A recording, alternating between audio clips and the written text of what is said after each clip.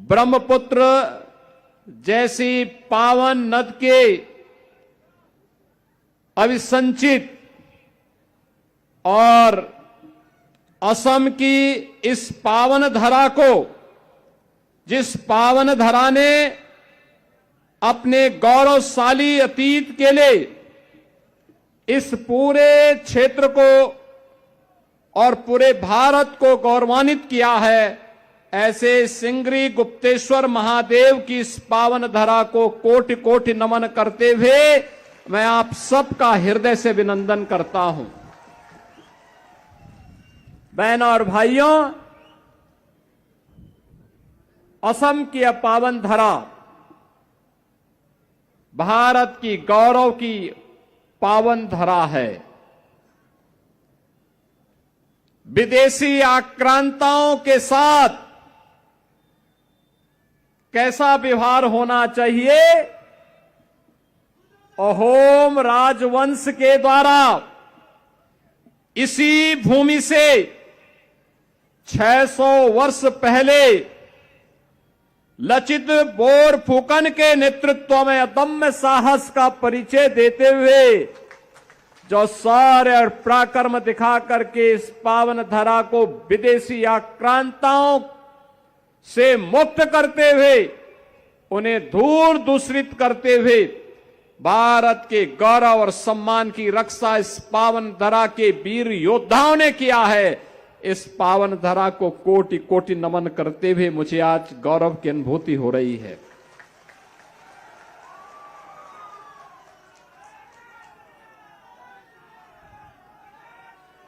एक और मां कामाख्या का आशीर्वाद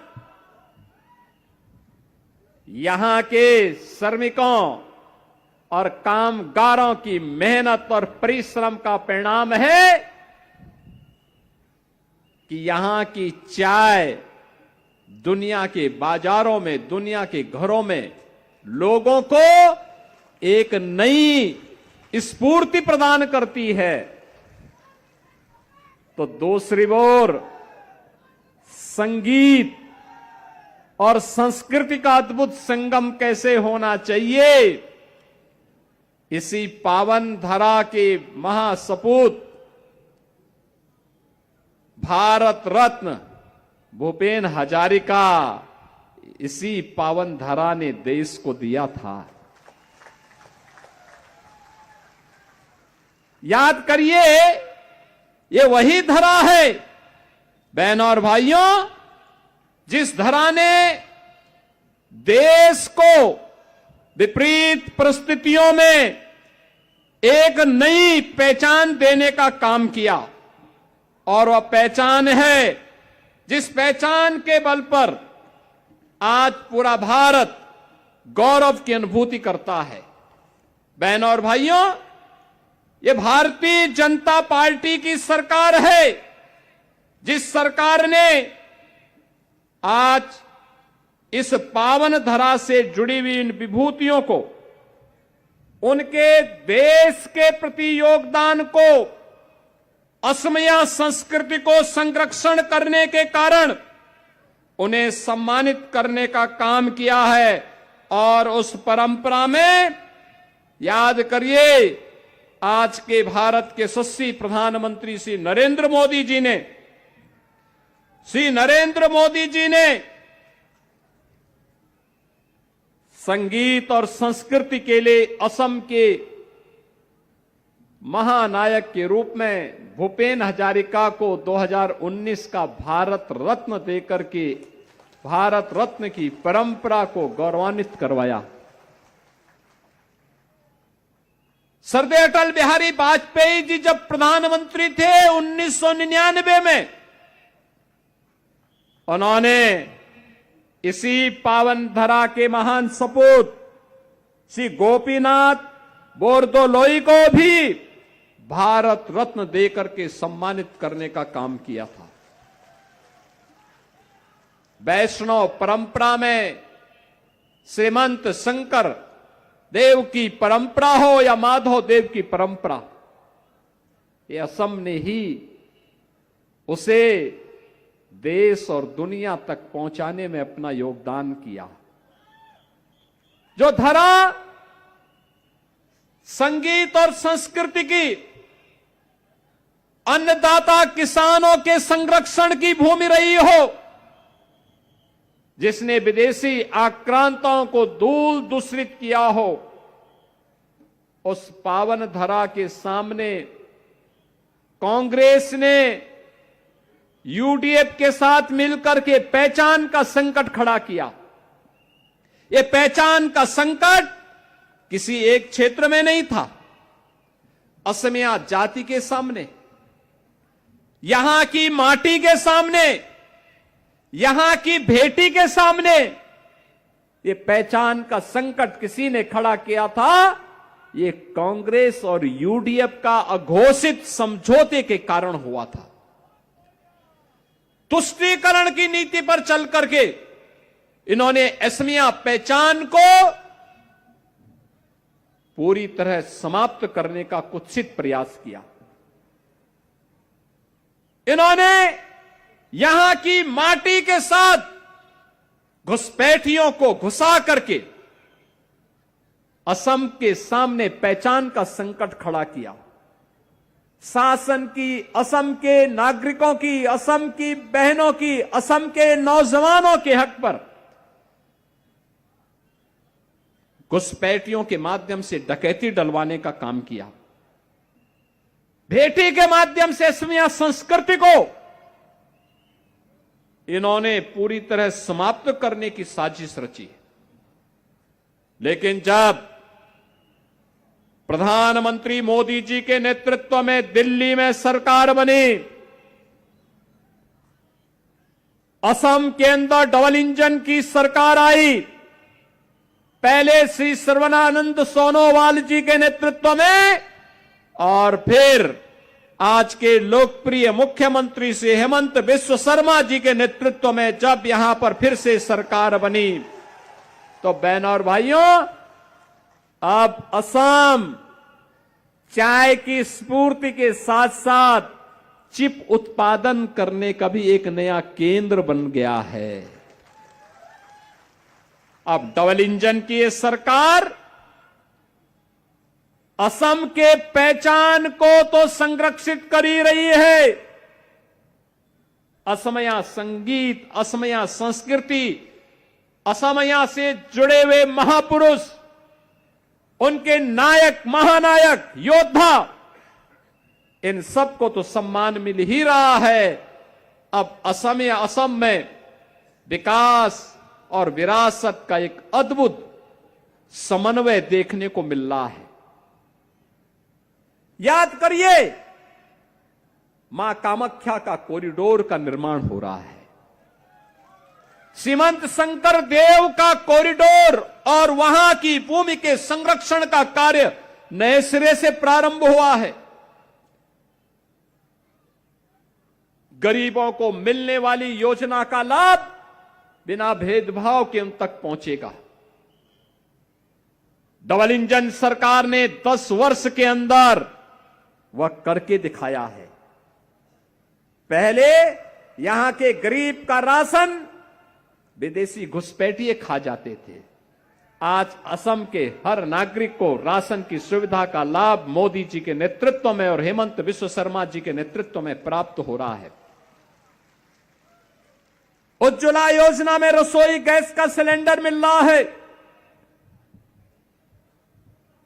प्रधानमंत्री आयुष्मान भारत की स्कीम के तहत हर गरीब को 5 लाख रुपए का स्वास्थ्य की सुविधा उपलब्ध करवाने का कार्य हो रहा है। प्रधानमंत्री आवास योजना में आवास है तो नौजवानों के लिए रोजगार और नौकरी की सुविधा भी है। यहां पर अब चाय बागान में कार्य करने वाली बहनों के लिए, वहां पर कार्य करने वाले कारीगर और नौजवानों के लिए भी एक स्पेशल पैकेज की व्यवस्था है। असम के लोगों को सुविधा मिलेगी, उनका संरक्षण होगा, लेकिन एक एक घुसपैठी को निकाल बाहर करेंगे। यह भी डबल इंजन सरकार का एक संकल्प है। बहनों और भाइयों, कांग्रेस घुसपैठ कराती थी, बीजेपी घुसपैठियों को निकाल बाहर करती है। कांग्रेस दंगा करवाती थी, आज दंगा मुक्त और कर्फ्यू मुक्त असम के निर्माण के लिए डबल इंजन की भाजपा की सरकार पूरी प्रतिबद्धता के साथ कार्य कर रही है। बहनों और भाइयों, जहां भी भाजपा की सरकार आई है, ऐसे ही शांति, सुरक्षा और समृद्धि आई है। पहले उत्तर प्रदेश में हर दूसरे तीसरे दिन एक बड़ा दंगा होता था, कर्फ्यू लगता था, महीनों महीनों कर्फ्यू लगता था। उत्तर प्रदेश की आबादी आज 25 करोड़, 25 करोड़ आबादी में पिछले 9 वर्ष में नो कर्फ्यू, नो दंगा, यूपी में सब चंगा।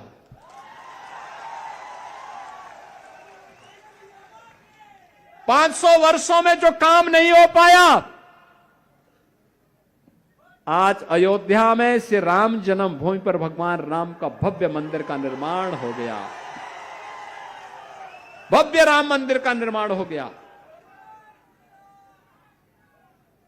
वहां कोई उग्रवाद नहीं, कोई नक्सलवाद नहीं, किसी प्रकार का कोई अलगाववाद नहीं। और यहां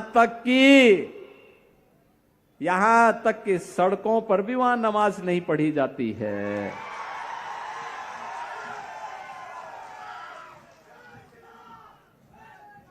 नहीं पढ़ी जाती है। ये भाजपा की डबल इंजन सरकार लैंड जेहाद और लव जेहाद का भी पूरी तरह सफाया करने के लिए कृत संकल्पित है।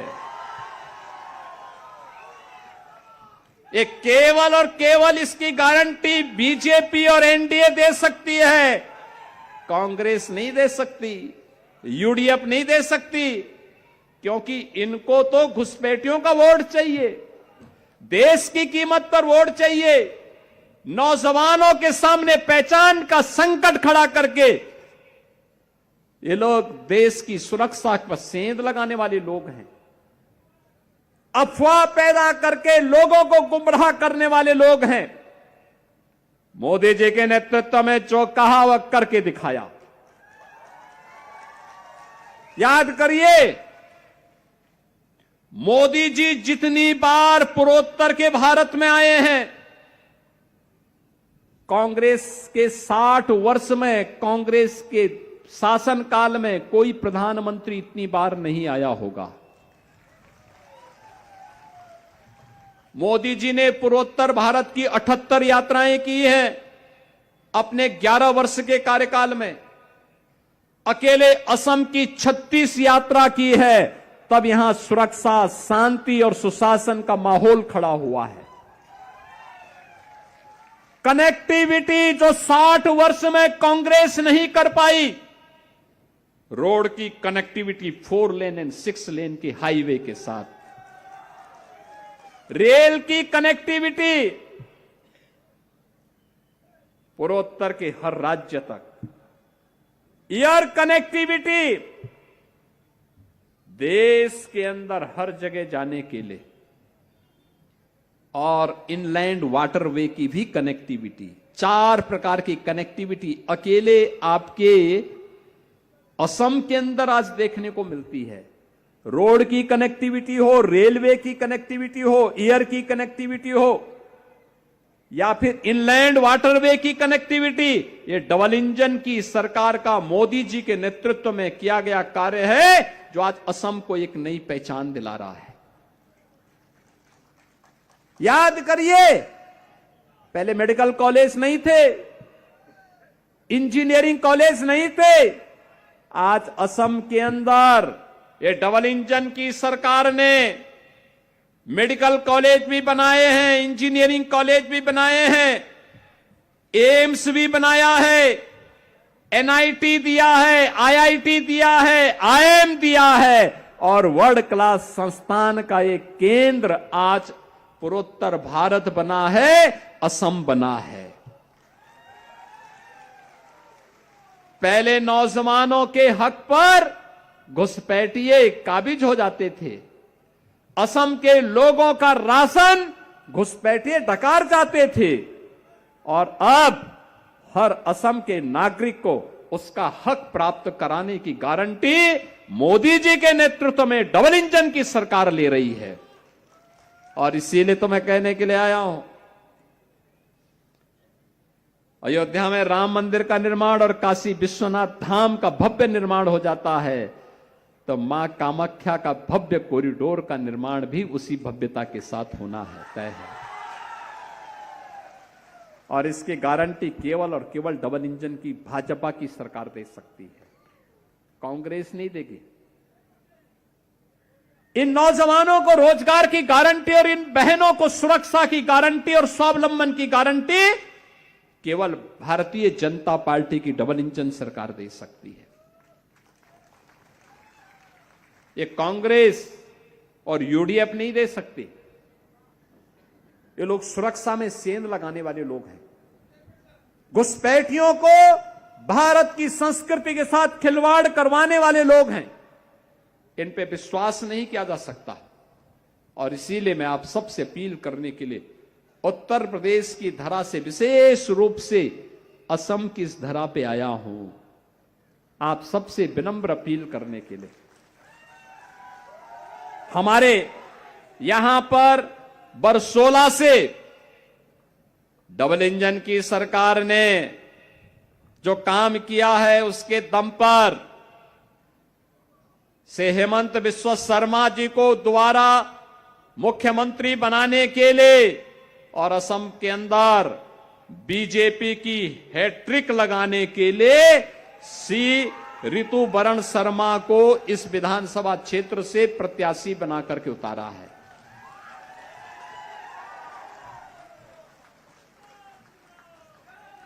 ऋतुवरण शर्मा का समर्थन देने के लिए श्री गणेश कुमार लिंबू, हमारे जो वर्तमान प्रेजेंट विधायक हैं, ये भी यहां पर उपस्थित हैं। उनका आशीर्वाद है।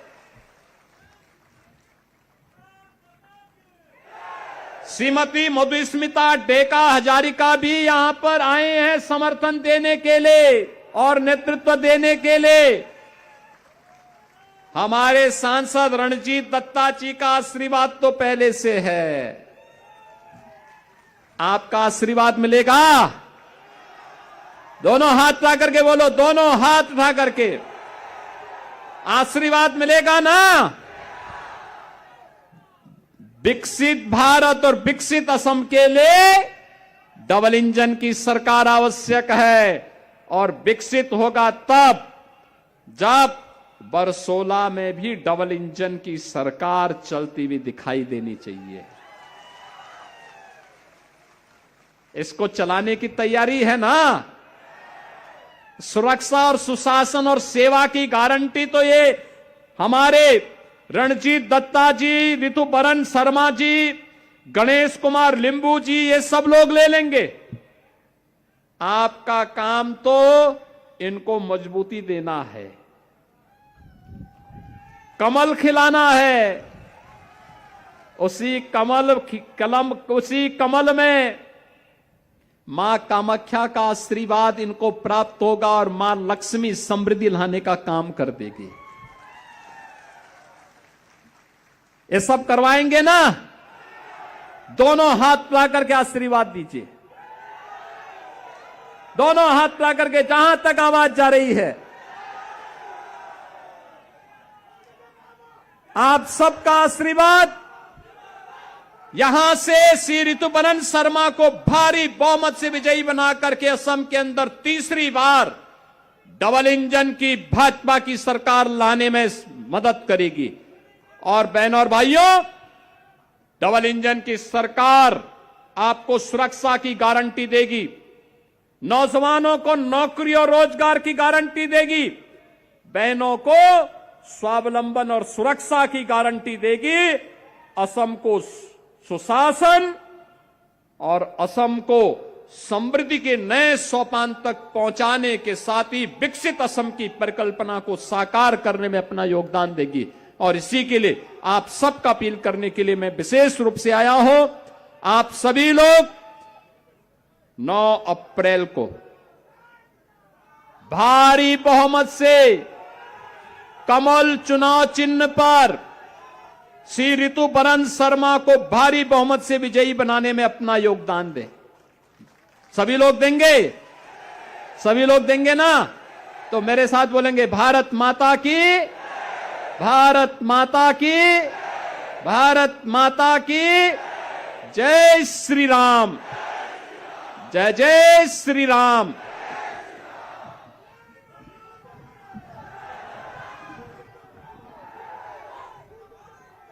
সকলোৱে জোৰদাৰ হাত চাপৰিলে ধন্যবাদ জনাওক সন্মানীয় উত্তৰ প্ৰদেশৰ মুখ্যমন্ত্ৰী যোগী আদিত্যনাথ ডাঙৰীয়াক।